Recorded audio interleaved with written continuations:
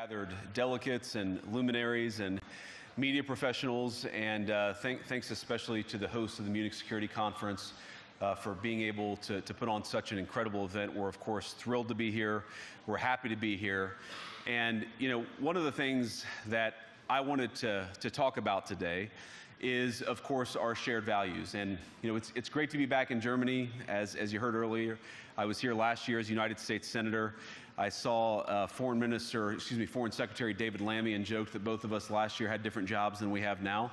But now it's time for all of our countries, for all of us who have been fortunate enough to be given political power by our respective peoples, to use it wisely to improve their lives.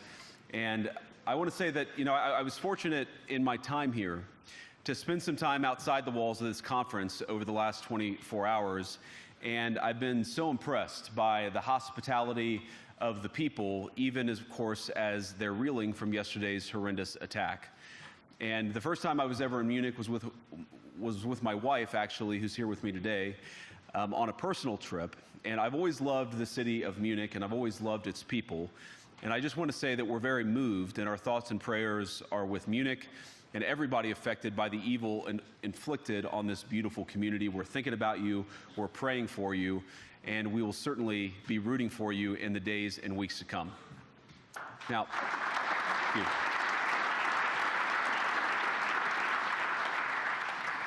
I hope that's not the last bit of applause that I get, but we gather at this conference, of course, to discuss security. And normally, we mean threats to our external security. I see many great military leaders gathered here today.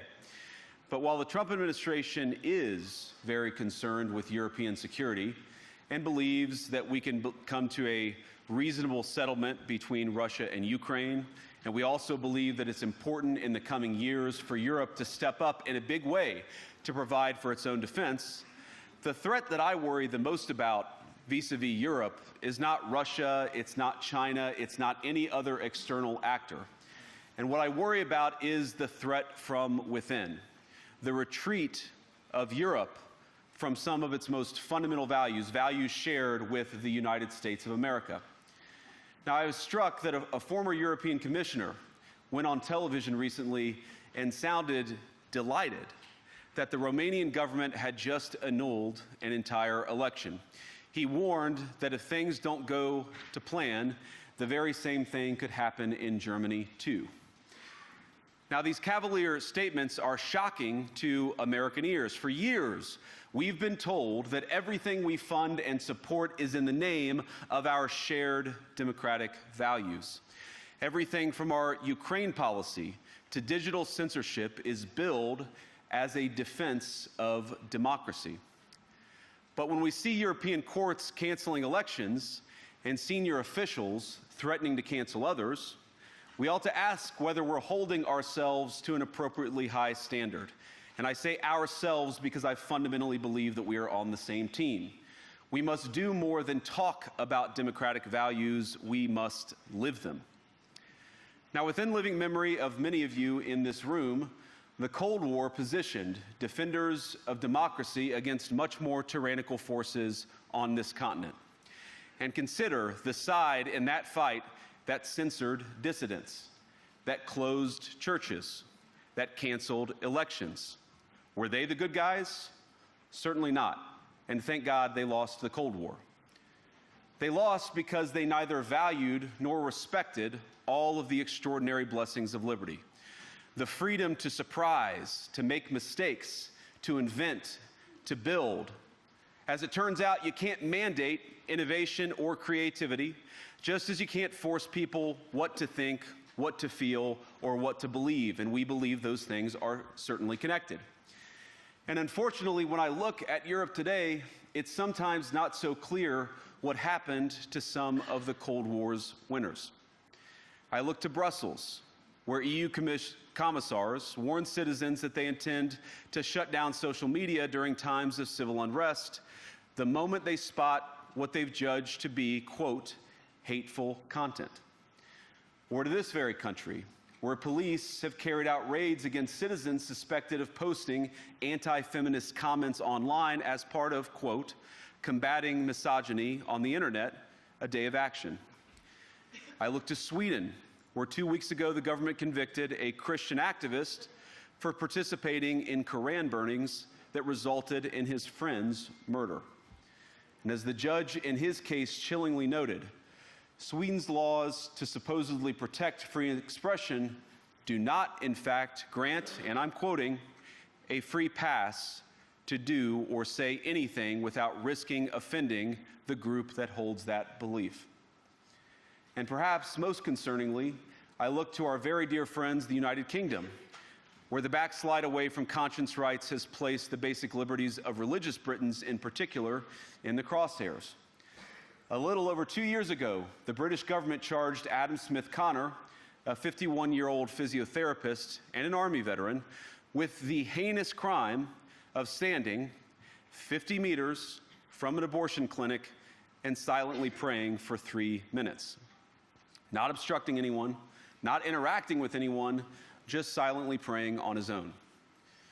And after British law enforcement spotted him and demanded to know what he was praying for, Adam replied simply, it was on behalf of the unborn son he and his former girlfriend had aborted years before. Now, the officers were not moved. Adam was found guilty of breaking the government's new buffer zones law, which criminalizes silent prayer and other actions that could influence a person's decision within 200 meters of an abortion facility.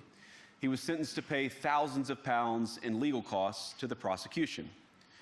Now, I wish I could say that this was a fluke, a one-off crazy example of a badly written law being enacted against a single person, but no.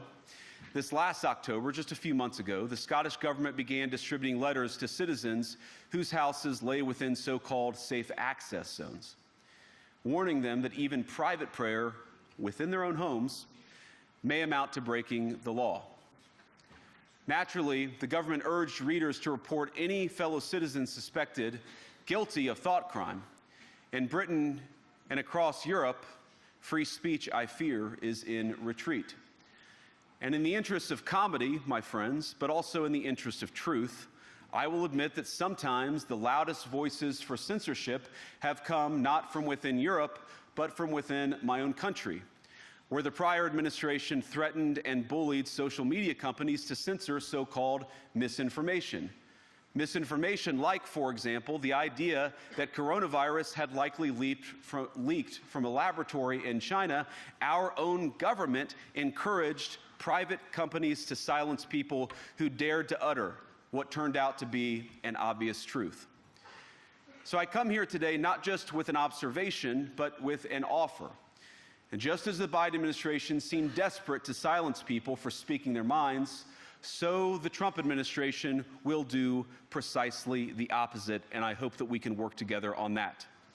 In Washington, there is a new sheriff in town, and under Donald Trump's leadership, we may disagree with your views, but we will fight to defend your right to offer it in the public square, agree or disagree.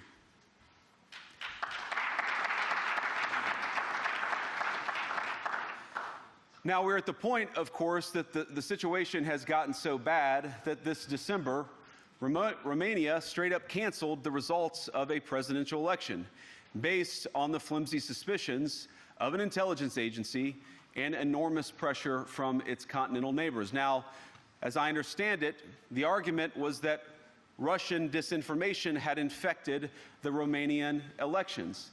But I'd ask my European friends to have some perspective. You can believe it's wrong for Russia to buy social media advertisements to influence your elections. We certainly do. You can condemn it on the world stage even.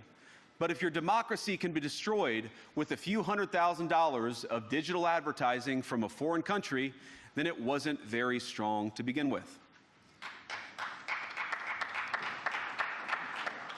Now, the good news is that I happen to think your democracies are substantially less brittle than many people apparently fear.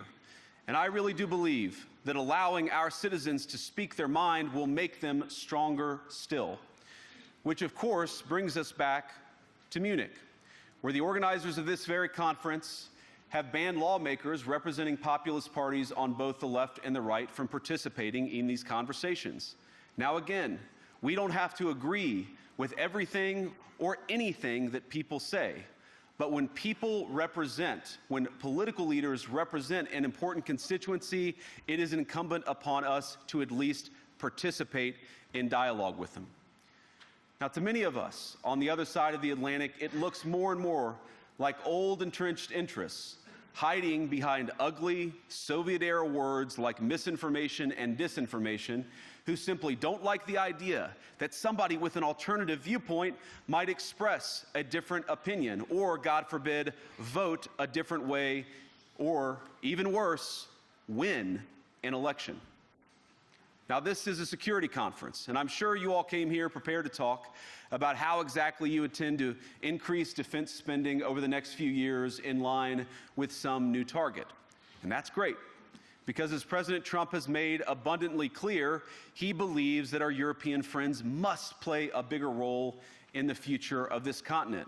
We don't think, you hear this term, burden sharing, but we think it's an important part of being in a shared alliance together that the Europeans step up while America focuses on areas of the world that are in great danger.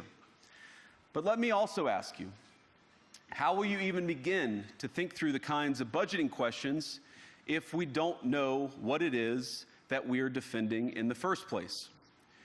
I've heard a lot already in my conversations, and I've had many, many great conversations with many people gathered here in this room.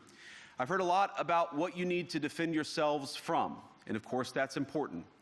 But what has seemed a little bit less clear to me, and certainly I think to many of the citizens of Europe, is what exactly it is that you're defending yourselves for.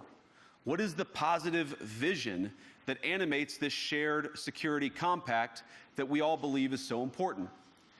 And I believe deeply that there is no security if you are afraid of the voices, the opinions, and the conscience that guide your very own people.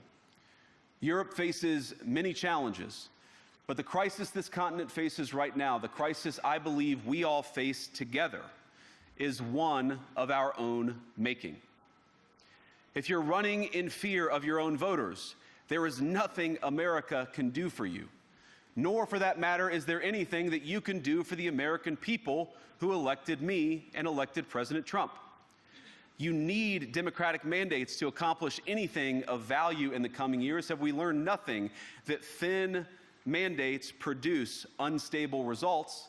But there is so much of value that can be accomplished with the kind of democratic mandate that I think will come from being more responsive to the voices of your citizens. If you're going to enjoy competitive economies, if you're going to enjoy affordable energy and secure supply chains, then you need mandates to govern, because you have to make difficult choices to enjoy all of these things. And of course, we know that very well in America. You cannot win a democratic mandate by censoring your opponents or putting them in jail, whether that's the leader of the opposition, a humble Christian praying in her own home, or a journalist trying to report the news.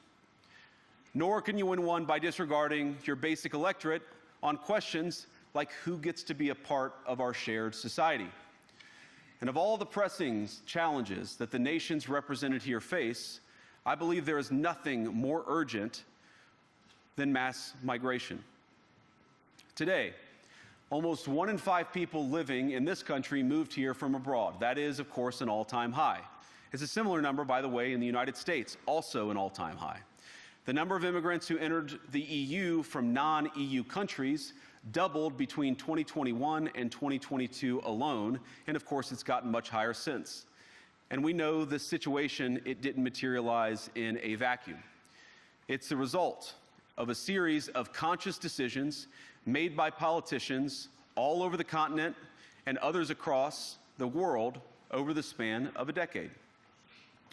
We saw the horrors wrought by these decisions yesterday in this very city.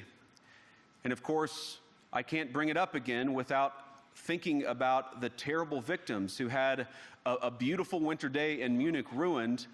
Our thoughts and prayers are with them and will remain with them. But why did this happen in the first place? It's a terrible story, but it's one we've heard way too many times in Europe and unfortunately too many times in the United States as well. An asylum seeker, often a young man in his mid-20s, already known to police, rams a car into a crowd and shatters a community. How many times must we suffer these appalling setbacks before we change course and take our shared civilization in a new direction? No voter on this continent went to the ballot box to open the floodgates to millions of unvetted immigrants. But you know what they did vote for?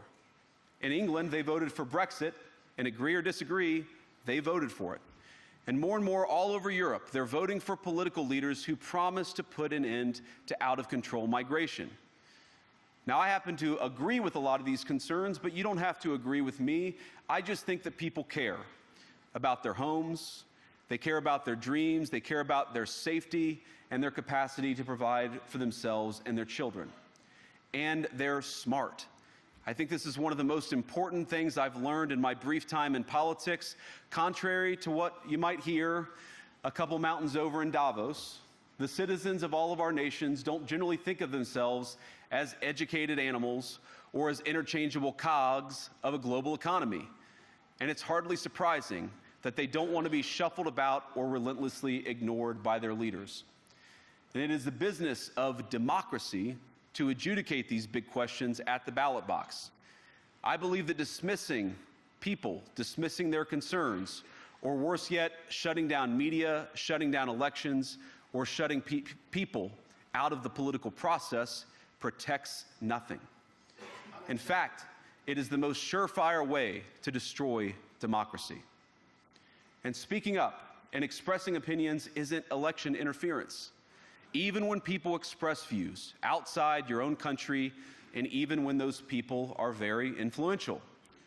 And trust me, I say this with all humor, if American democracy can survive 10 years of Greta Thunberg scolding, you guys can survive a few months of Elon Musk. But what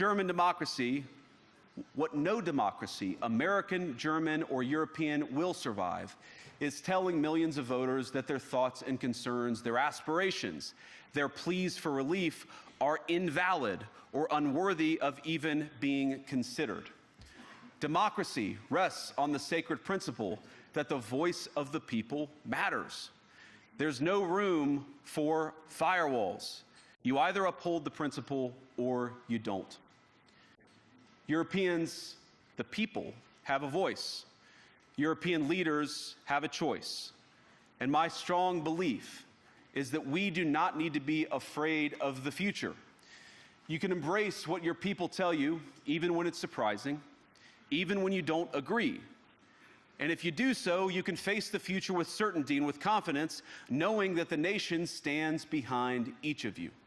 And that, to me, is the great magic of democracy. It's not in these stone buildings or beautiful hotels. It's not even in the great institutions that we have built together as a shared society.